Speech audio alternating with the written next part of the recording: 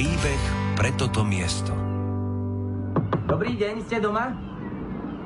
Pán Zamojský, ste tam? Pán Grof, veľmi dobre viem, že ste tam. Idem dnu. Prečo stále klopete? Veľmi dobre viete, že som doma.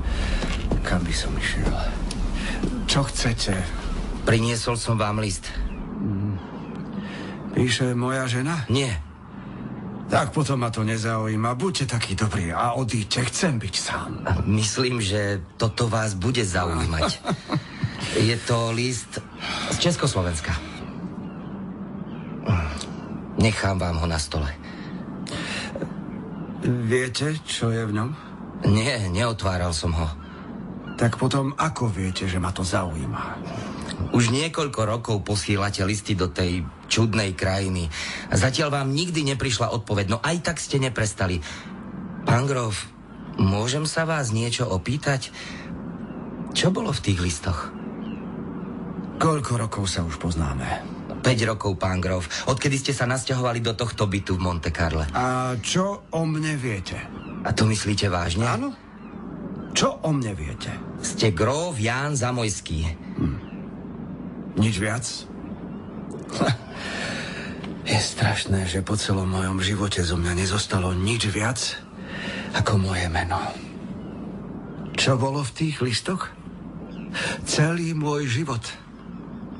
Ešte stále ťa to zaujíma? Áno, hovoria o vás, že ste čudák, vôbec nevychádzate z domu. Ste Grof a žijete v tomto byte. Čo sa stalo? Všetko. Som Grof Ján Kanty Zamojský, posledný pán hradu Stará Ľubovňa. A to je kde? V Československu. Preto tie listy. Žiadam o vrátenie majetkov, ktoré mi zhabali. Žiadam o vrátenie samého seba, spomienok a hlavne práva žiť. Malý hrad v zabudnutom kraji? A v ešte menšej a zabudnutejšej krajine je môj jediný odkaz.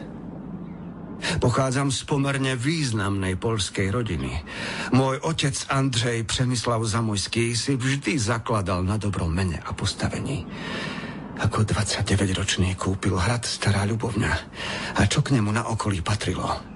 Tak sa stal nielen následníkom významného rodu, ale aj najväčším majetkovým vlastníkom na Spiši. Neviete, kde to je. Ale ja áno. Prepáčte, ale v Európe je už toľko šľachty, že to nestíham sledovať. Je to tak. A to si uvedomoval aj môj otec. Chcel, aby rod Zamojských prekročil hranice Poľska a Spiša. Často som rozmýšľal, či matku skutočne miloval, alebo to bol z jeho strany len výborne premyslený obchodný ťah. Každopádne sa mu podarilo takmer nemožné. V roku 1885 sa v Paríži oženil s mojou matkou. Verím, že jej meno vám bude hovoriť viac ako to moje. Maria Karolína de Bourbon, princezná 2 Sicílií. Tým sa nám otvorila cesta medzi európsku aristokratickú elitu. Rod Zamojských bol v strednej Európe známy svojimi hospodárskymi schopnosťami a môj otec tomu neostal nič dlžný. Všetky peniaze investoval do rozvoja okolia Ľubovne a do rekonštrukcie kúpeľov vo Vyšných Ružbachoch. Prosperujúci podnik. Otec bol vždy nestranný, čo sa týkalo politického života na Spiši a radšej sa zaujímal o svoje najbližšie okolie. Ľudia ho milovali. Staral sa, aby aj deti obyčajných roľníkov dostali vzdelanie. Zakladal im remeselné školy. Veľmi ťažko znášal, keď vypukla epidémia týfusu a mnoho z detí, pre ktoré plánoval lepší život, bolo treba pochovať. Žili sme v úzkom spojení s tým krajom. Stal sa mojím domovom. Navonok šťastná rodina. Ale ako to často býva zvykom, neboli sme. Jedno dieťa mŕtve. 24-ročný brat Stanislav spáchal samovraždu. A sestra Mária po smrti svojho muža podľahla ničivým depresiám. Ostal som iba ja a môj brat František. Otec ešte pred smrťou rozdelil majetok. Františkovi ako najstaršiemu synovi pripadlo, čo sme mali v Poľsku. A mne ostala ľubovňa. A nebolo vám to ľúto? Ľúto? Vy ste ten kraj nevideli. Kto tam bol, vie, že krajšieho miesta na svete niet. Neveríte? Tak si predstavte les. Najsilnejšie jedle, smreky, borovice, aké kedy človek videl. Popri nich tečie potok. Dalo by sa povedať, že malá riečka. Tie stromy však nie sú na rovine, sú na desiatkách menších či väčších kopcov, ktoré obklopujú mestečko. A zrazu, keď prídete bližšie, zistíte, že na jednom z kopcov stojí nádherný stredoveký hrad. Cesta je síce prašná, ale to nikomu neprekáža. Prečo by aj? Ľudia sú tam spokojní, majú prácu, rodiny a nemusia sa o nič báť. Ten kraj je taký nádherný, že moja žena neváhala vymeniť ruch a luxus Madridu za tichú krásu ľubovne. Počkajte, vy všetci ste žili v Ľubovni? Aj španielská princezná? Áno, aj moja žena. Princezná Izabela Alfonza de Bourbon, členka španielskej a francúzskej kráľovskej rodiny. Vnučka kráľa a netier ďalšieho. Milovaná vnučka kráľovnej matky. O to viac, že Izabela stratila svoju matku hneď potom, ako jej dala život. Mala len 24 rokov. Keď bola mladá Izabela, netušila ani vo sne, ktorým smerom sa jej život bude uberať. Predpokladala, že sa vydá za šľachtica, ktorého stretne na Azúrovom pobreží. A popri každodenných povinnostiach svoj život prežije neustálým cestovaním po palácoch a dvoroch svojho rozvetveného príbuzenstva. Osud to však zariadil inak. Čím viac nad tým rozmýšľam, tým viac som presvedčený, že mi ju osud poslal, aby ma zachránila. Zoznámili sme sa ako inak na svadbe. Moja sestra si brala Izabelinho strýka dona Carlosa. Nebola to láska na prvý pohľad, ale zaujala ma. A viete, teraz to už síce nevidno, ale v mladosti som býval vychýreným fešákom. A pozornosť žien mi nebola nepríjemná. Nepozerajte sa tak na mňa. Boli 20. roky, spoločenské konvencie sa prudko menili. Prirodzene sme to využili, bola taká doba. Krásna. No ale naspäť k Izabele. Vyzerala inak. Správala sa inak. Ja som už mal svoj vek. Preboha, veď môj otec v mojom veku už bol hrdým otcom početnej rodiny. Izabela bola pekná, vzdelaná, záhadná a najmä bola princezná. Vždy ma fascinovala jej zvláštna odovzdanosť. Život so mnou nebrala ako povinnosť, ale ako poslanie. S pokorou prijala svoju manželskú povinnosť odísť so mnou na Slovensko. Ľubovňu si zamilovala.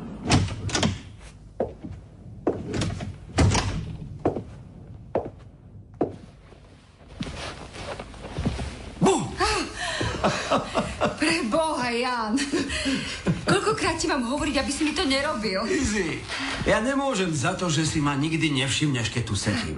Veľmi dobre vieš, že ma to desí. Na čím si rozmýšľala tento raz? No, ani sa nepýtaj. Je toho toľko, že už sa len mechanicky pohybujem z miesta na miesto. Škola tvojho otca má znovu problémy s tou deravou strechou. Ja nechápem, čo tam tí deti robia, no vždy, keď prídem, je tam nová diera.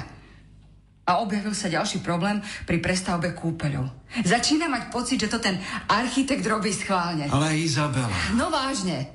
Veľmi dobre vie, že technickým veciam nerozumiem. A on stále pred robotníkmi rieši so mnou problémy, pri ktorých vyzerám ako úplná hús.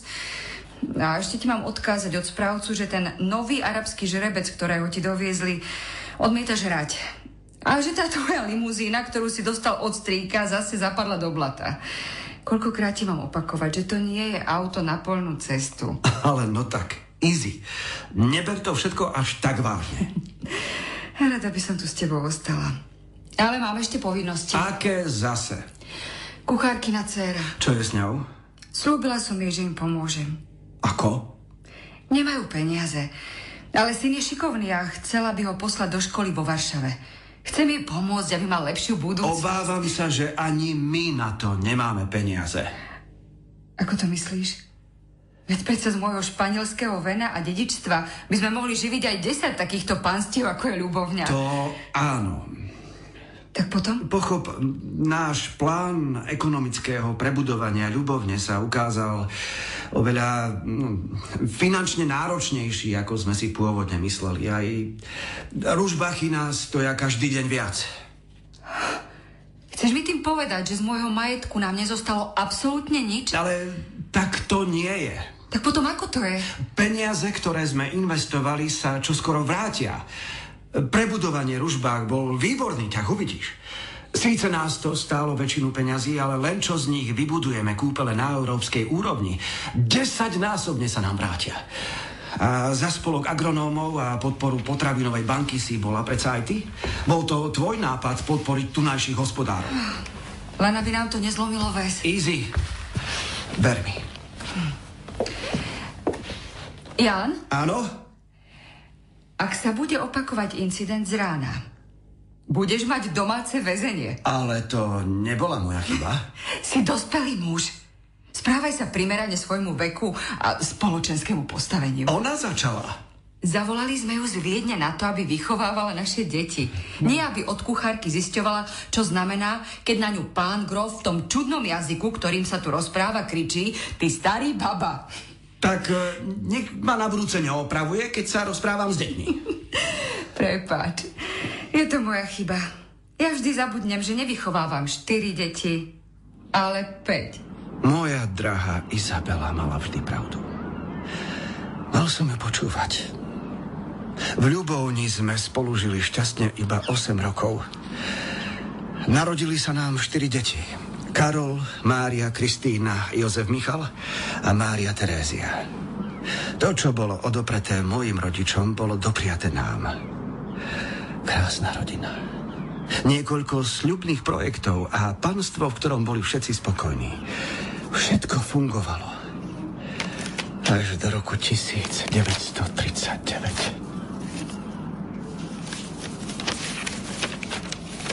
Milá Izabela, prepáč, že ti píšem až teraz. Ale nemohol som skôr. Neviem, čo budeme robiť. Situácia je horšia, ako som si myslel, a aj napriek tomu, že som sa nikdy neangažoval v žiadnom politickom spolku, bol som odsúdený za propagovanie poľského nacionalizmu na území slovenského štátu. Bude vojna. Nemecko obsadilo Poľsko a je otázka času, kedy sa rozhodnú zničiť aj poľskú šľachtu. Neviem, dokedy budete v Ľubovni v bezpečí. Z väzenia vás ochrániť nedokážem. Odpusť mi to, Izzy. Odpusť mi, že som zlyhal. Toto som nikdy nechcel. S láskou, Jan Kanty Zamojský. Zbehlo sa to tak rýchlo. Jeden deň pijete v parku kávu a na druhý deň sedíte v base. Obvinený z nacionalizmu. V tom liste som neklamal. Nevedel som, čo so mnou bude. V prvej svetovej vojne sme všetci vedeli, že šľachtický titul nás ochráni, ale toto bol Hitler. Len som sedel na drevenej lavici a pozeral sa. Ja som mal pred sebou mreže. Ja. Bol som gróf, ktorý ľuďom prikazoval a zrazu ma nikto nepočúval. Ja som tam nebol. Bol tam len Jan Zamojský, väzeň, nacionalista, nepriateľ. Vonku sa začala vojna. Slovensko sa oddelilo od Československa. Stalo sa satelitnou krajinou Nemecka. Nikoho nezaujímalo, že som sa o svojich ľudí staral o mnoho lepšie ako štát. Ak sa im niečo stalo, chodili za mnou alebo za mojou ženou a nie za štátom. Všetky peniaze, ktoré sme ako rodina kedy mali, sme dali tomu regiónu. A oni ma zavreli ako špinavého psa. Samozrejme, bral som to o mnoho tragickejšie, ako to naozaj bolo. Meno Zamojský už síce veľa neznamenalo, za to de Bourbon áno. Vďaka svojim diplomatickým kontaktom ma Izabela z väzenia dostala po 4 mesiacoch. Vrátil som sa do Ľubovne, no nič nebolo také ako predtým. Moja žena bola strhaná a na rukách mala našu iba ročnú dcéru. Mal som strach. Všetci sme mali strach. Nevedel som, ako sa bude vojna vyvíjať. V strachu sme s občasnými pauzami žili v Ľubovni až do toho osudného dňa. Nikdy si neodpustím, že som v lete roku 1944 nebol doma v Ľubovni.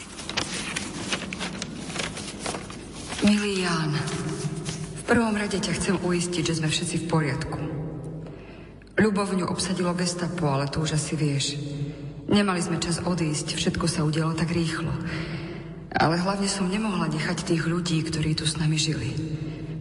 Prepáč, že začínam byť sentimentálna, ale musím ti napísať, čo sa dialo. Nemám to komu povedať. Pred personálom musím byť silná, pred deťmi musím byť silná. Dívajú sa na mňa ako na ochrankyňu, ktorá všetko vyrieši. Ja však neviem, či to dokážem. Prišli a strieľali. Do hradu, do dobytku, aj do ľudí. Zničili, čo sme pracne budovali. Všetky naše peniaze sú preč.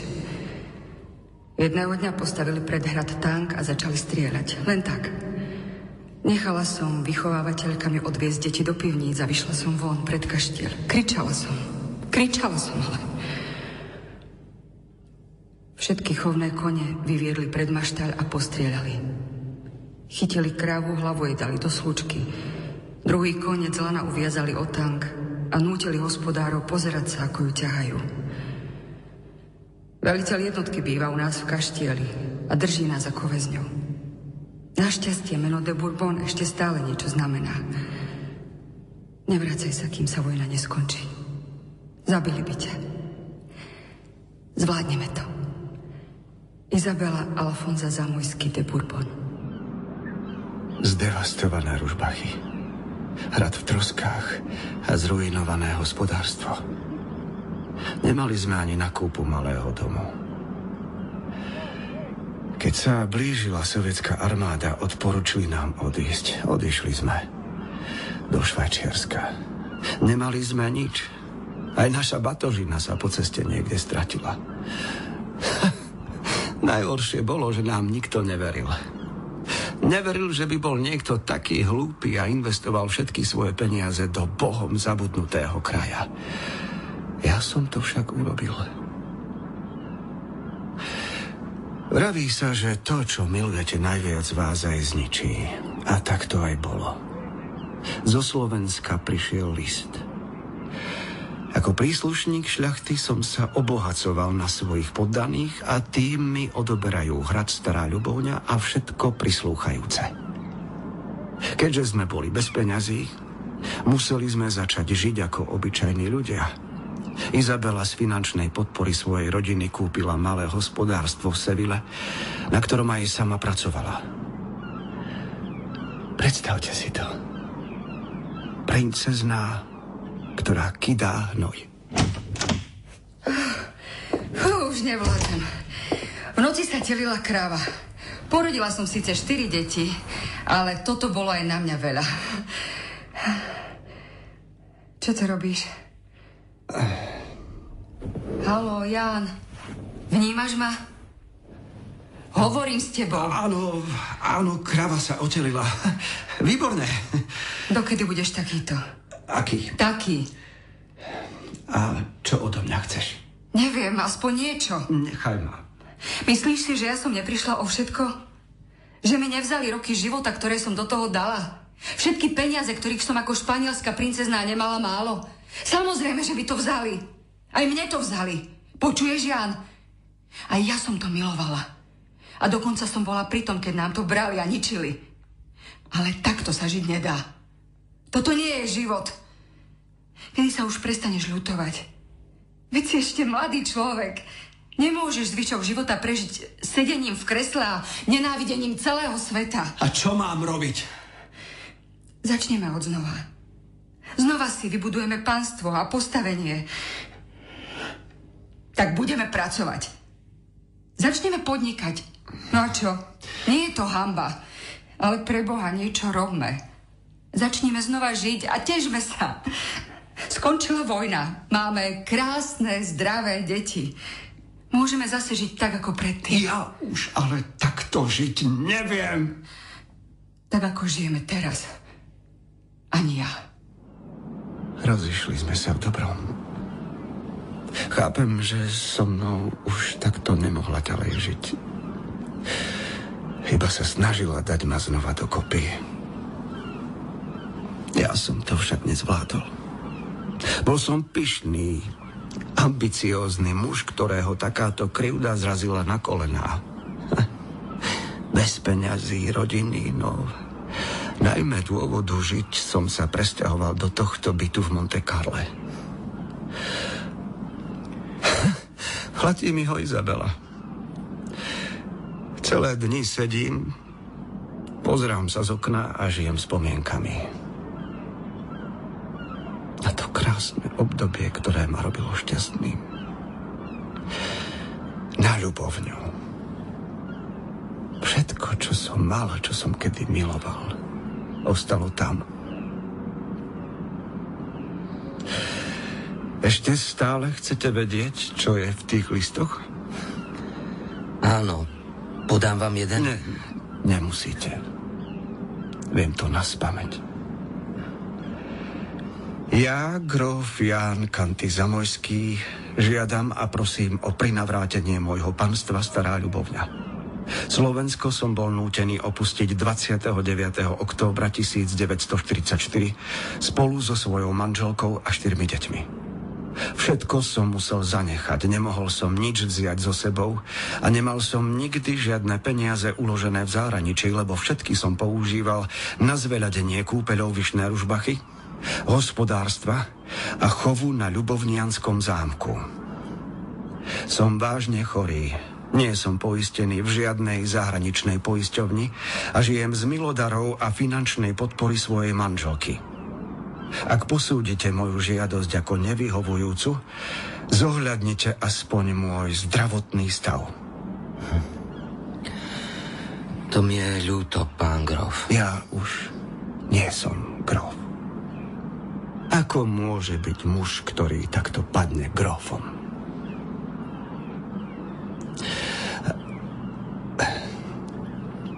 A teraz odíďte. Chcem byť sám.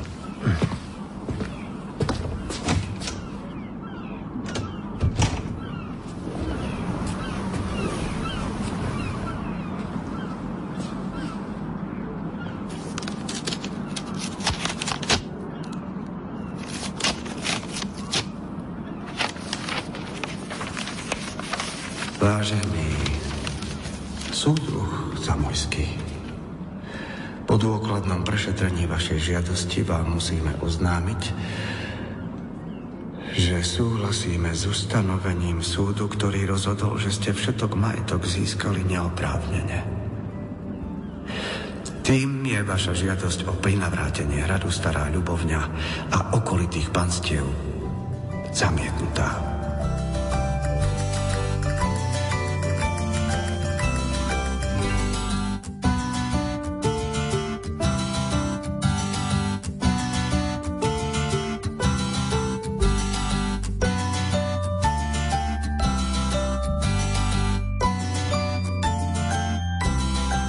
Počúvali ste príbeh pre toto miesto.